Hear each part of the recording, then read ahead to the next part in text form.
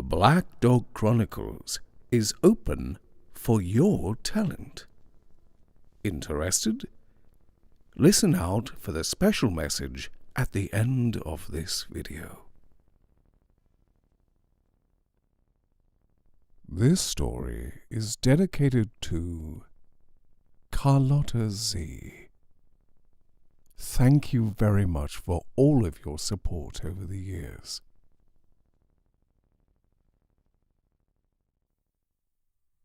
The Coat by A.E.D. Smith.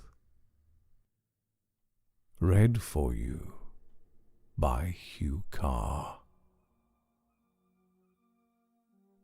I am quite aware that the other fellows in the office regard me as something of an oddity, as being rather a queer bird, in fact.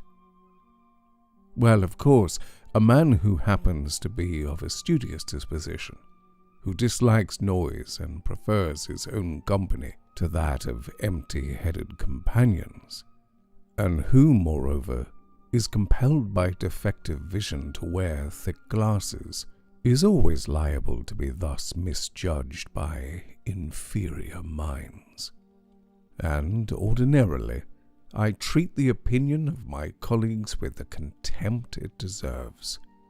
But at this particular moment, I was beginning to think that perhaps, after all, there might be something to be said for their view. For, though I might still repudiate the queer bird part of the business, undoubtedly I was an ass, a first-class chump. Otherwise, I would have been spending my holidays in a nice, comfortable way with the rest of the normal world, winking at the girls on the promenade of some seaside resort at home, instead of having elected to set out alone on this idiotic push-bike tour of a little-known part of France, drenched, hungry, and lost, a stranger in a strange land, dispiritedly pushing before me a heavily laden bicycle with a gashed tire. Such was the present state of my asinine choice. The storm had overtaken me miles from anywhere, on a wild road over a spur of the Vosges, and for nearly 2 hours I had trudged through the pelting rain without encountering a living soul, or the least sign of human habitation. And then, at long last, rounding a bend, I glimpsed just ahead of me the chimney-pots and gables of a fair-sized house. It was a lonely, desolate-looking place, standing amid a clump of trees a little way back from the road, and somehow, even at a distance, did not convey a very inviting impression. Nevertheless, in that wilderness, it was a welcome enough sight, and in the hope of finding temporary shelter and possibly a little badly needed refreshment, I quickened my pace towards it. 200 yards brought me to the entrance gates, and here I suffered a grievous disappointment, for the roofless porter's lodge, the dilapidated old gates hanging askew on their hinges, and the overgrown drive beyond, plainly indicated that the place was no longer inhabited. I speedily comforted myself, however, with the reflection that in the circumstances even a deserted house was not to be despised as a refuge. Once, under cover of some kind, I might make shift and wring out my drenched clothing and repair my damaged mount. And without further ado, I pushed my bicycle up the long-neglected drive and reached the terrace in front of the house itself. It proved to be an old chateau, half smothered in creepers and vines that had long gone wild, and judging by the carved stone coat of arms over the main entrance, had once been occupied by a person of some quality. Mounted on a pedestal on either side of the iron-studded front door stood a rusty carronade, trophies probably, of some long-forgotten war in which the former occupier had played a part. Most of the windows had been boarded up, and it was evident that the place had stood empty for many years. I tried the front door. To my surprise, it was unfastened, and a thrust of my shoulder sent it creaking grudgingly back on its hinges. My nostrils, as I stepped into the dim, wide hall, were at once assailed by the stale, disagreeable odor of rotting woodwork and mouldy hangings and carpets. For a moment or two, I stood peering uncertainly about me with the slight feeling of eeriness that one usually experiences when entering an old, empty house. Facing me was a broad staircase with a long stained glass window, almost opaque with dirt and cobwebs, at its head. I mounted the stairs and, throwing open the first door at hand, found myself looking into a spacious, handsomely furnished room that had evidently once been the chief apartment of the house, though long neglect and disuse had now reduced it to a sorry state. The ornate cornice hung here and there in strips, and in one corner the plaster of the ceiling had come down altogether. Green mold covered the 18th century furniture. Curtains and draperies hung in tatters, and one half of the beautiful old Persian carpet, from a point near the door right across to the fireplace, was covered by an evil-smelling bright orange fungus. The fireplace gave me an idea. Could I but find fuel, I might light a fire, make myself a hot drink, and get my clothes properly dried. A little searching in the outbuildings discovered a sufficient quantity of old sticks to serve my purpose, and with a bundle of them under my coat, I re-entered the house and briskly made my way upstairs again. But on the threshold of the big room, without quite knowing why, I suddenly checked. It was as though my legs, of their own volition, had all at once become reluctant to carry me further into the apartment, as if something quite outside of me were urging me to turn about and retreat. I laid the sticks down at my feet, and for a moment or two stood there uncertainly in the doorway. I was beginning to sense some subtle suggestion of danger in the atmosphere of the place. Everything was apparently just as I had left it, yet I had an uneasy sort of feeling that during my brief absence something evil had entered the room and left it again. I am neither a nervous nor a superstitious person, yet I found myself a moment later rather shamefacedly picking up my sticks and moving back towards the head of the stairs. Actually, it was not so much fear as a vague, precautionary sense of uneasiness that prompted me. It had occurred to me that perhaps I might feel more comfortable if I remained nearer to the front door and made my fire in one of the rooms on the ground floor. If, it was an idiotic fancy, I know, but, well, if anything queer did happen, and I had to make a sudden bolt for it, I could get out quicker that way. It was on this second descent of the stairs, as I faced the light from the open front door, that I suddenly noticed something that pulled me up with a decided start. Running up the center of the staircase, and quite fresh in the thick dust, was a broad, broken sort of track, exactly as though someone had recently trailed up an empty sack or something of that nature. From the foot of the staircase, I traced this track across the hall to a spot immediately below an old moth-eaten coat that hung from one of a row of coat pegs on the opposite wall. And then I saw that similar tracks traversed the hall in various directions, some terminating before the doors on either side, others leading past the foot of the stairs to the rear regions of the house, but all seeming to radiate from the same point below the coat pegs.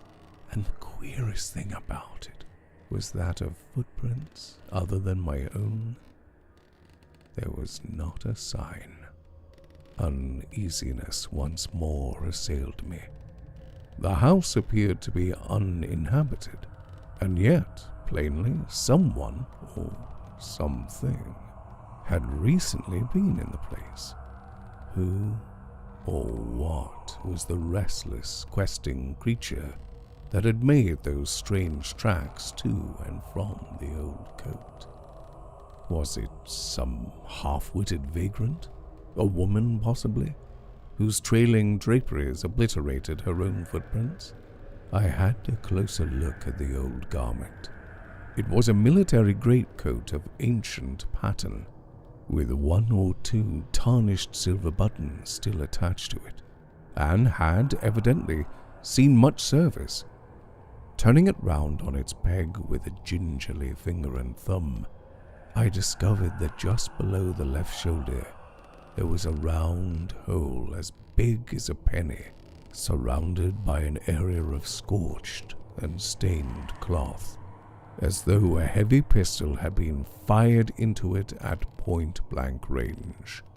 If a pistol bullet had indeed made that hole, then obviously the old coat at one period of its existence had clothed a dead man.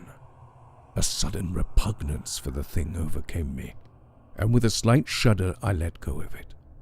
It may have been fancy or not, but all at once it seemed to me that there was more than the odor of mold and rotting cloth emanating from the thing, that there was a taint of putrefying flesh and bone, a taint of animal corruption, faint but unmistakable. I could sniff it in the air, and with it, something less definable but no less real, a sort of sixth sense feeling that the whole atmosphere of the place was slowly becoming charged with evil emanations from a black and shameful past. With an effort, I pulled myself together. After all, what was there to be scared about? I had no need to fear human marauders, for in my hip pocket I carried a small but serviceable automatic. And as for ghosts, well, if such existed, they didn't usually walk in the daytime. The place certainly felt creepy, and I shouldn't have cared to spend the night there, but it would be ridiculous to allow mere idle fancies to drive me out again into that beastly rain before I'd made myself that badly needed hot drink and mended my bicycle. I therefore opened the door nearest to me and entered a smallish room that apparently had once been used as a study. The fireplace was on the side opposite to the door, and the wide, ancient grate was still choked with the ashes of the last log consumed there.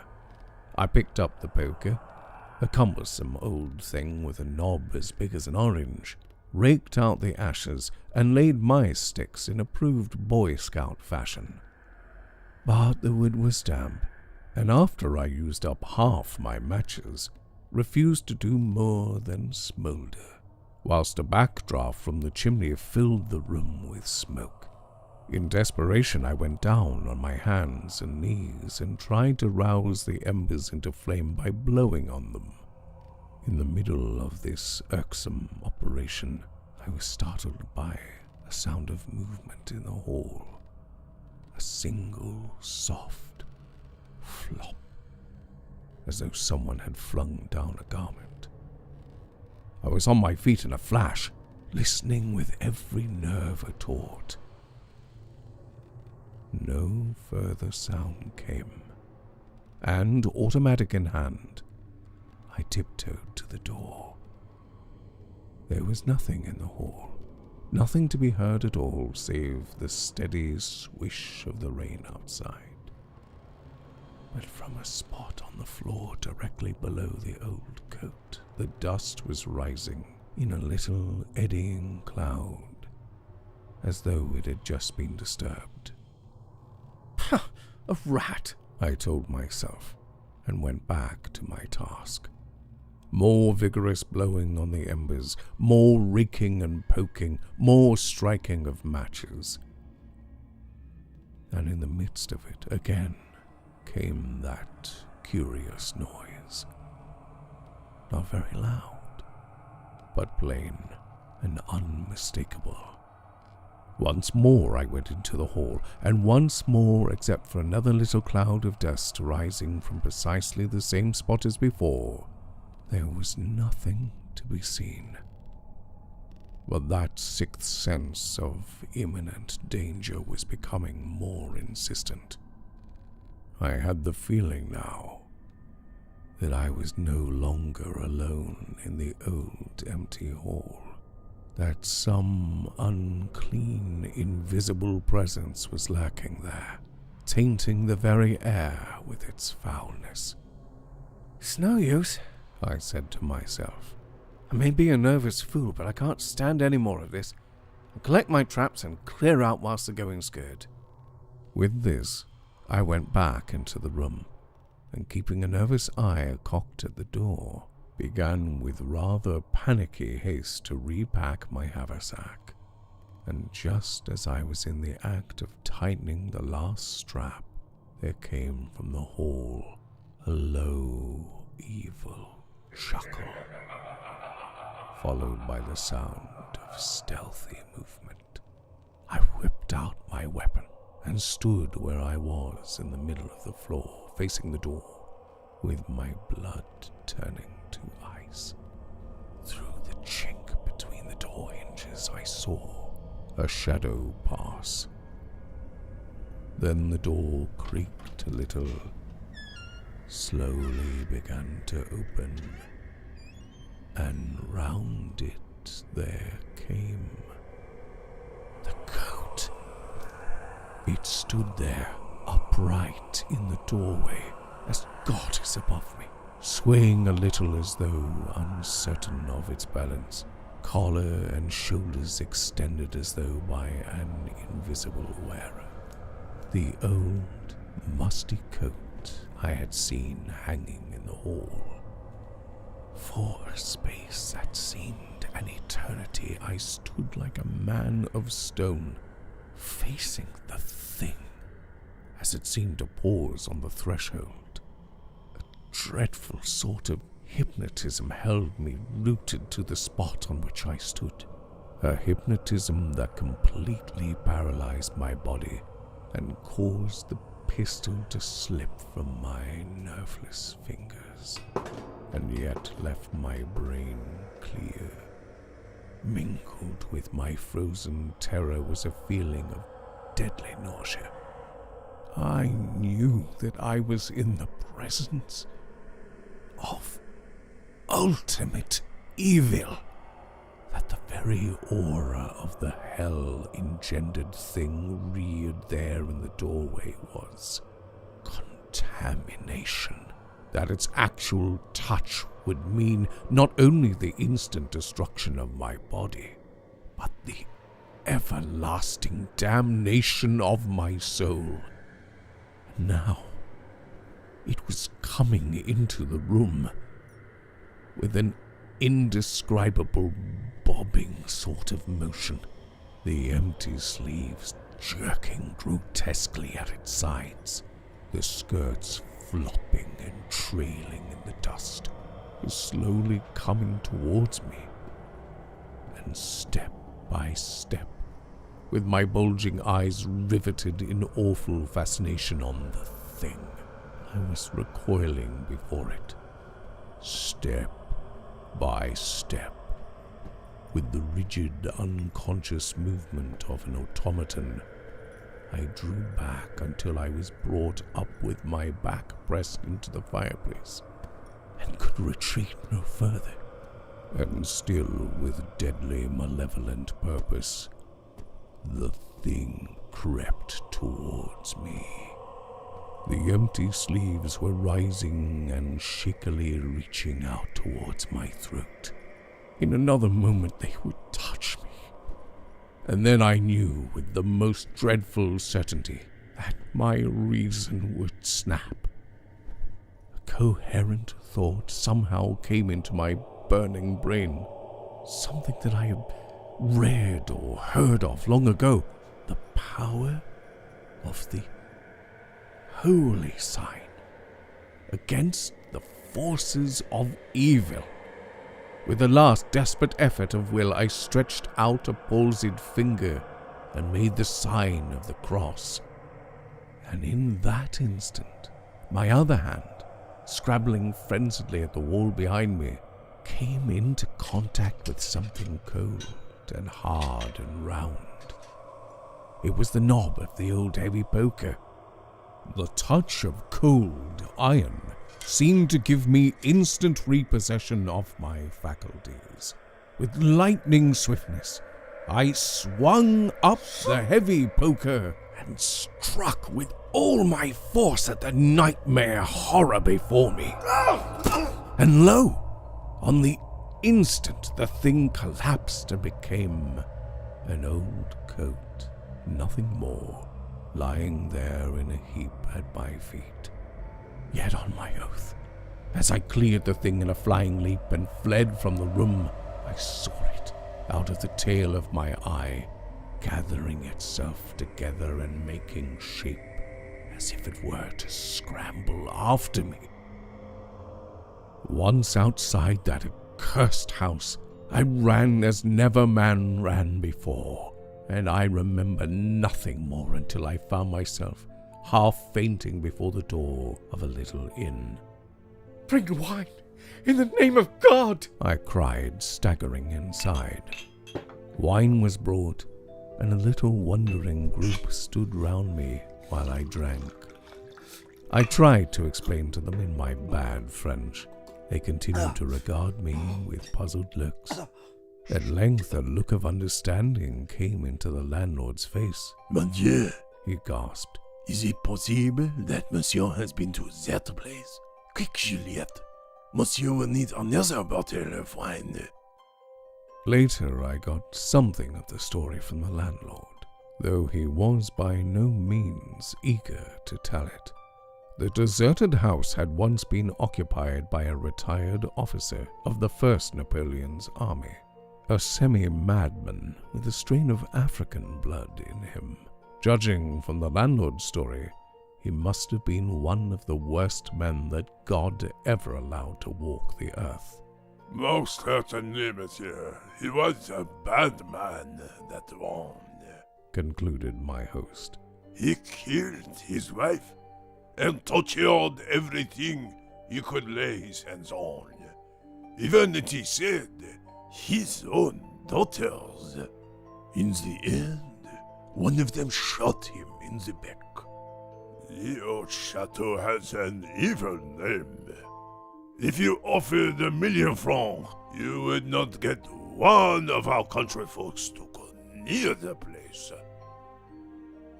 As I have said at the beginning, I know the other fellows in the office are inclined, as it is, to regard me as being a bit queer, so I haven't told any of them this story.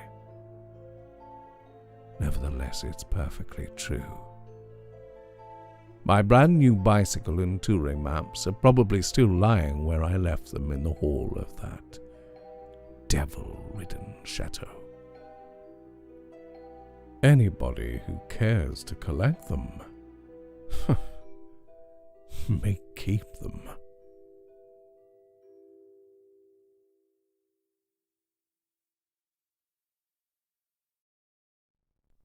Next time on the Black Dog Chronicles.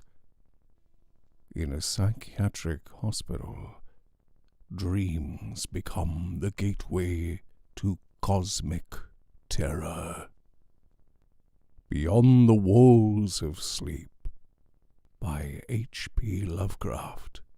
Next time on the Black Dog Chronicles. But until then, always Look out for the shadows.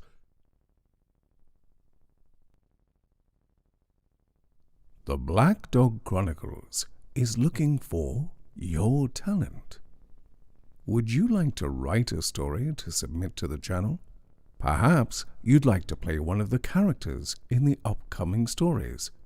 Maybe you would like your artwork to be shown on the channel. If you would like to get involved, then please contact Hugh Carr via the Black Dog Chronicles Facebook group or on Twitter. The links are available in the description below.